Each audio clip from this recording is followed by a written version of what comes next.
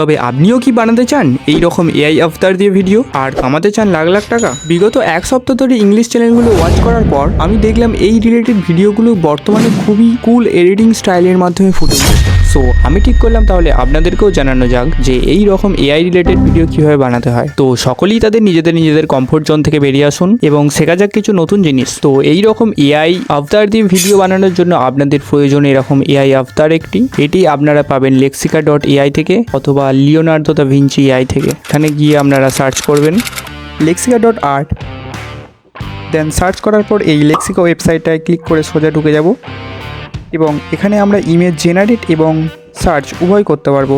But image generate করার ক্ষেত্রে এখানে সাবস্ক্রিপশান নিতে হবে, সেটা আমরা মোটেই করব না। সো আমরা এখানে সার্চ করে নেব। যেহেতু আমাদের এই এআই ক্যারেক্টারের পিছনে একটা ব্যাকগ্রাউন্ড লাগবে, তাই প্রথমে আমরা একটা ব্যাকগ্রাউন্ড ডাউনলোড করব। সো এখানে সার্চ করে নেব ব্যাকগ্রাউন্ড, দেন আপনাদের পছন্দ অনুযায়ী আপনারা ডাউনলোড করতে পারেন। সো আমি এই ব্যাকগ্রাউন্ডটা ডাউনলোড করে নেব। দেন ডাউনলোড করার পর একটি ক্যারেক্টারের প্রয়োজন, main AI character. So AI character download করার জন্য আমরা এখানে সার্চ করব, সার্চ বক্সে গিয়ে। সো সার্চ করার পর আপনাদের পছন্দ অনুযায়ী আপনারা ডাউনলোড করে নেবেন। সো আমার এটা পছন্দ, তাই আমি এটা ডাউনলোড করে নিলাম।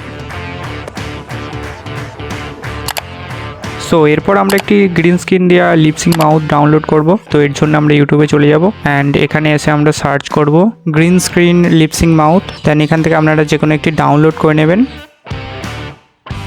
সো এরপর আমরা কিভাবে ব্যাকগ্রাউন্ড রিমুভ করতে হয় সেই সম্পর্কে জানবো। দেন ব্যাকগ্রাউন্ড রিমুভ করার জন্য যে কোনো একটি ব্রাউজারে গিয়ে আমরা সার্চ করব ব্যাকগ্রাউন্ড রিমুভ। দেন ব্যাকগ্রাউন্ড রিমুভ সার্চ করার পর এখানে অনেক কটা ওয়েবসাইট চলে আসবে। দেন আমরা অ্যাডোব এক্সপ্রেস এই ওয়েবসাইটটাতে ঢুকে যাব। দেন অ্যাডোব এক্সপ্রেসে ঢুকে যাওয়ার পর আমরা এখানে ইমেজ ইম্পোর্ট করার পর আমাদের ব্যাকগ্রাউন্ড রিমুভ করে দেবে অটোমেটিকলি। আর এই ওয়েবসাইটটা সম্পূর্ণ ফ্রি, আপনারা এখানে ব্যাকগ্রাউন্ড সহজেই রিমুভ করতে পারবেন। আর আমি এই ওয়েবসাইটটি ইউজ করি, তো আপনারাও ইউজ করতে পারেন। দেন ব্যাকগ্রাউন্ড রিমুভ করার পর চলে যাব আমরা আমাদের পরবর্তী স্টেপে। সো এরপর আমরা পিক্সেল ল্যাবে গিয়ে এখানে আমাদের ডাউনলোড করা ব্যাকগ্রাউন্ডটা ইম্পোর্ট করব অ্যান্ড এটা সাইজ করে নেব। অ্যান্ড এটা সাইজ করে নেওয়ার পর আমরা এটা লক করে গিয়ে আবার একটা ইমেজ আপলোড করব। সো এটা একটা টেবিল, তো টেবিলটাকে সামনে ঠিকঠাক মতন সাইজ করে নেওয়ার পর সো এরপর আমরা আমাদের ক্যারেক্টারটা আপলোড করে নেব। দেন ক্যারেক্টারটা আপলোড করার পর ঠিকঠাক মতন সাইজ করে নেব। দেন এটা আমরা ঠিক টেবিলটার নিচে লেয়ারটা নিয়ে নেব। সো এটা হয়ে যাওয়ার পর আমাদের টেবিলে আরও অন্যান্য জিনিসগুলো আমরা ইম্পোর্ট করে নেব। দেন ইম্পোর্ট হয়ে যাওয়ার পর আমাদের মনিটরটা ঠিকঠাক মতন সাইজ করে নেব। দেন এটা কমপ্লিট হয়ে যাওয়ার পর আমরা এটাকে এক্সপোর্ট করব। সো এরপর আমরা চলে এসেছি ফাইনাল স্টেপে। সো আমরা ফাইনাল স্টেপে দেখাবো কীভাবে ক্যাপকাট এডিটিং করতে হয়। সো ক্যাপকাটে আমরা আমাদের ইমেজটা অ্যান্ড লিপসিং মাউথটা ইম্পোর্ট করে নেব। দেন ইম্পোর্ট হয়ে যাওয়ার পর আমাদের মাউথটার ক্রোমাকির মাধ্যমে ব্যাকগ্রাউন্ডটা রিমুভ করব।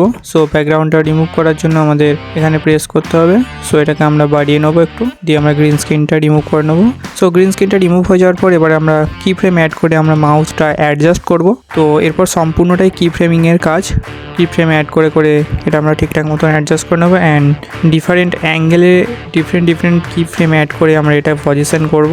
সো যাতে একটু কুল লাগে। সো আমরা জুম ইন করব, জুম আউট করব অ্যান্ড সাইড ওয়াইজ করব।